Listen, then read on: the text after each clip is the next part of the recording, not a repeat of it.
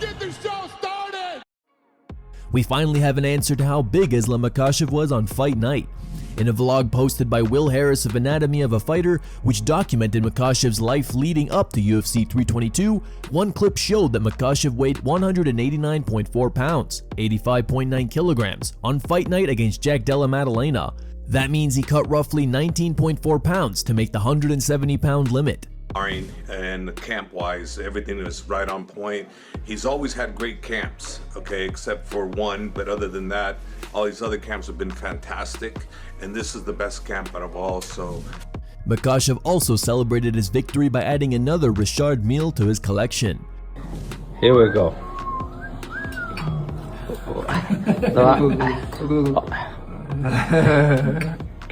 Wow, nice. Okay.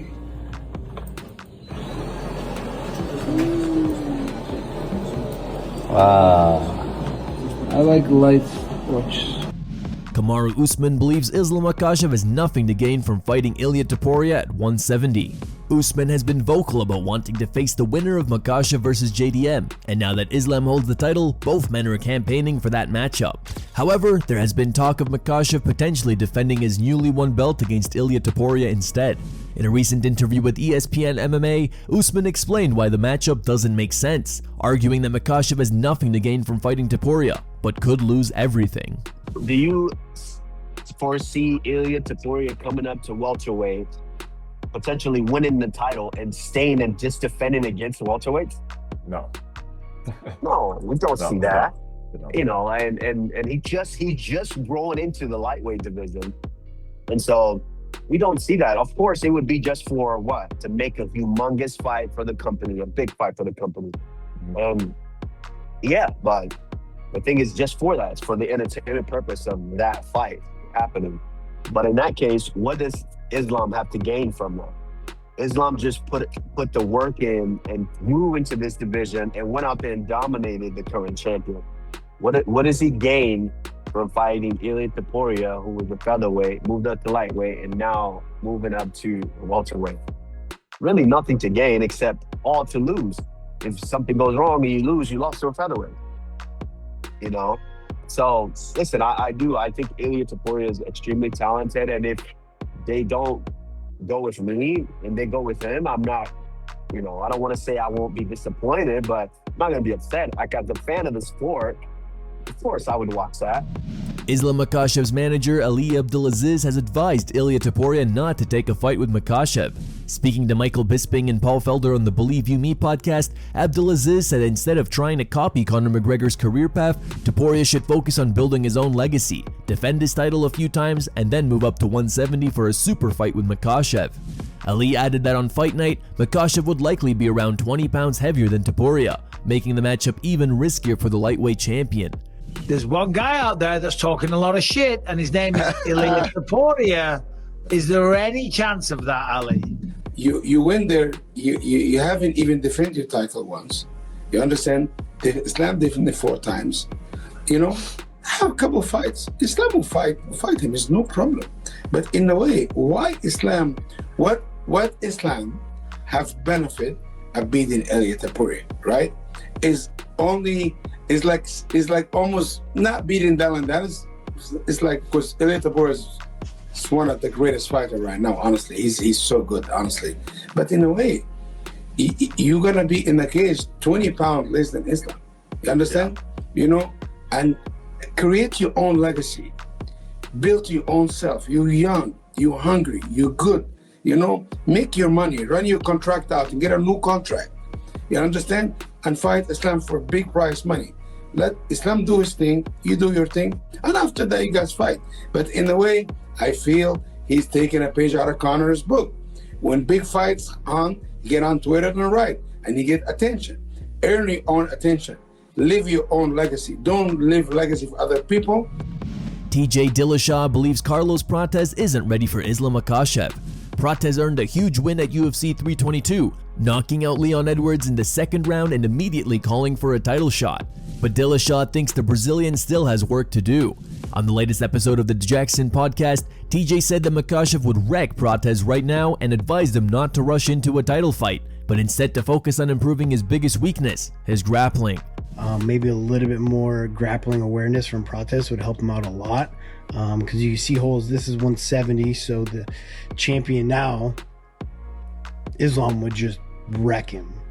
You know, it would just be an easy fight. So I don't think Prates should even be pushing for a title fight right now. Let, you know, continue to build some star power, because he's a star. He's entertaining.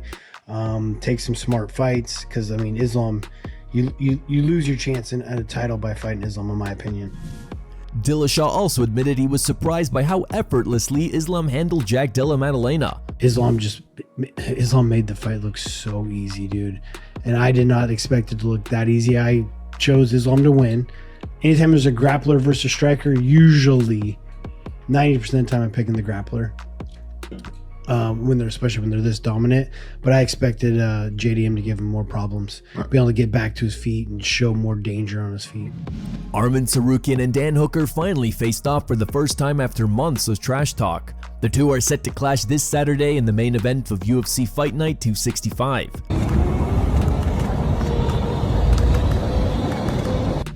Arman Tsarukyan also told Mike Heck of MMA Fighting that if he beats Hooker, he wants to make a quick turnaround and fight Ilia Topuria in January. Arman, we're around 2 months away from this potential fight happening and nothing has been announced yet. So I'm wondering, if all goes well for you on Saturday and you put on this great performance, would you be willing to make a quick turnaround to fight Ilia for the belt maybe in January, or would you rather just kind of wait and see how things play out? No, I don't want to wait. If I perform very well and the UFC said, can you fight in January, I'll take that fight right away. Jake Paul recently dropped a bold promo for his upcoming boxing match against Anthony Joshua and vowed to make light work of the former world heavyweight champion. Paul and Joshua are set to throw down in a heavyweight boxing match on December 19th in Miami. Jake was initially booked for an exhibition fight against Gervonta Davis, but Davis' latest legal troubles involving his former partner forced the promoters to call off the event. While Joshua is a considerably bigger opponent than Davis, it appears Paul is confident about getting his hand raised. In a recent video uploaded to his socials, Jake vowed to knock out, defeat, and embarrass Joshua in their showdown next month. This is the biggest fight of my career. I'm walking into the lion's den. I'm doing something that no one else has ever done before. I, Jake Joseph Paul, will knock out, defeat, and embarrass Anthony Joshua Friday, December 19th, live on Netflix. My voice cracked, I'm still going through puberty. The biggest fight of 2025, USA versus UK. He's got the belts, the size, the history, but I have the balls. Be careful what you wish for. Jake versus Joshua, Judgment Day. Dana White claims Francis Ngannou physically accosted him over a post-fight bonus. White has always maintained that Ngannou's public image isn't the same as the person he dealt with behind closed doors. In fact, during a recent appearance on the Flagrant podcast, the UFC CEO claimed he actually got into a physical altercation with Ngannou at the UFC offices after he didn't give the Predator a post-fight bonus following one of his wins. And this guy has shown, so he's going in to fight Stipe Miocic in Boston. And he knows he's gonna fucking kill Stipe, right? So after the press conference, we're walking down this hallway and he comes over to me and he grabs me. And he says, let me tell you what's gonna happen. His English is fucking great, okay? No language barrier whatsoever. When this fight's over, you're gonna book me a private plane to Paris. And I said, I laughed and said, oh yeah, he goes, I'm not joking. You're gonna book me a private plane to Paris. So, okay. So we go our own ways. Stipe Miocic beats the fucking shit out of him. So that ended that whole conversation. And he had just fought and he comes up to my office and he's in the hallway or whatever hanging out, and I said, come on in, what's going on? And he was pissed off that he didn't get a $50,000 bonus in his last fight, that he didn't get the bonus of the night. And I said, well, Francis, you didn't get it because this, that. And he's in my office and he's arguing with me.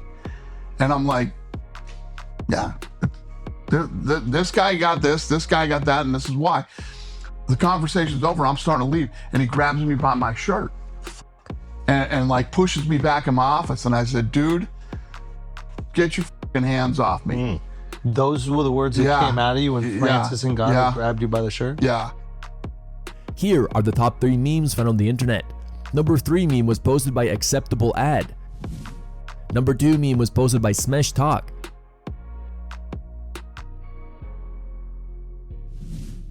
And number 1 meme was posted by Upstairs Revenue.